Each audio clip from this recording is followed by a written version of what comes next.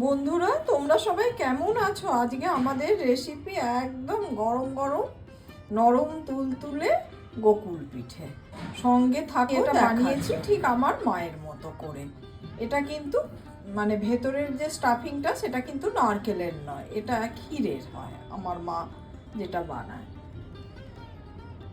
যদি আমার রেসিপিটা আপনাদের ভালো লাগে, লাইক, শেয়ার, কমেন্ট আর সাবস্ক্রাইব করতে ভুলবেন না আমার চ্যানেলটা।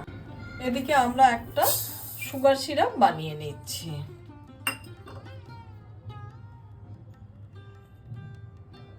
জল দিয়ে দিচ্ছি, পাতলা রস হবে। আমি 1 বাটি চিনি নিয়েছি আর ওই ছোট গ্লাসের 1 গ্লাস জল দিলাম। একটা বাটিতে আমি ময়দা নিয়ে নিয়েছি, তাতে অল্প করে নুন দিয়ে দিচ্ছি, তা না হলে কিন্তু ভালো লাগবে না।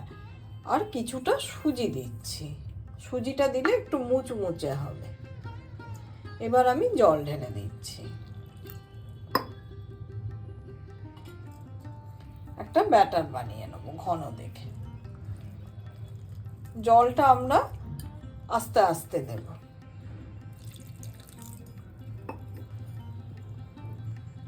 এদিকে ব্যাটারটা আমার রেডি হয়ে গেছে। একটু মোটা যেন ব্যাটারটা হয়। এদিকে আমি পুরের জন্য খোয়া ক্ষীর নিয়ে নিয়েছি। খোয়া ক্ষীর এখানে 250 গ্রাম আছে, একদম ফ্রেশ খোয়া ক্ষীর। এটা হাতের সাহায্যে ভেঙে নিলেই পুরোপুরি একদম নরম হয়ে যাচ্ছে। আমাদের বাড়িতে আমরা কিন্তু ছোট থেকেই দেখেছি আমার মা গোকুল পিঠে পুরোপুরি খোয়া ক্ষীর দিয়েই বানাতো। সেটা অবশ্য বাড়িতে তৈরি করা, আর এটা আমি দোকান থেকে কিনে এনেছি।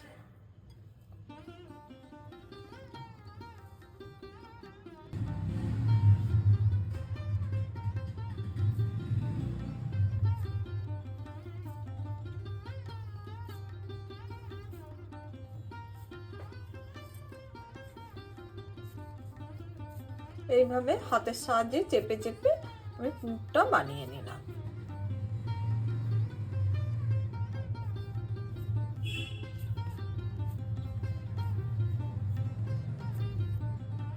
ঠিক এইরকম হবে।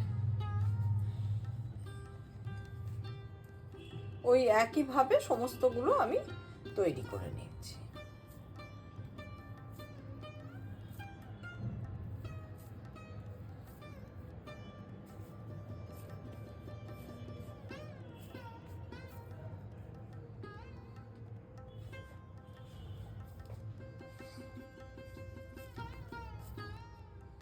এদিকে কড়াইতে আমরা তেল গরম বসিয়ে দিয়েছি। এটা কিন্তু আমি ভেজিটেবল অয়েল নিয়েছি। ঠিক আমরা এইভাবে ডিপ করব আর কড়াইতে দিয়ে দেব।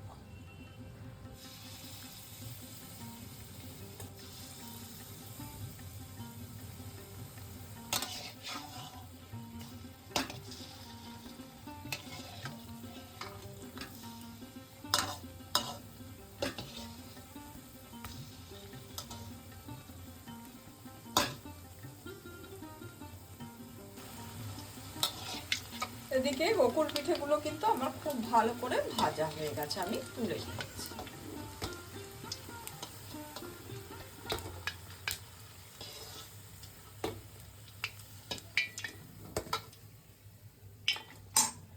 ওই একইভাবে বাকিগুলোও আমরা ভেজে নেব।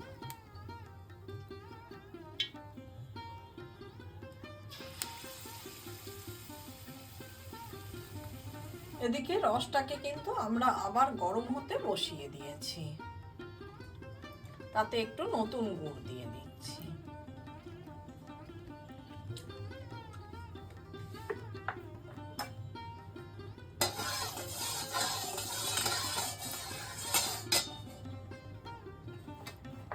এবার ভেজে রাখা গোকুল পিঠেগুলো দিয়ে দিচ্ছি।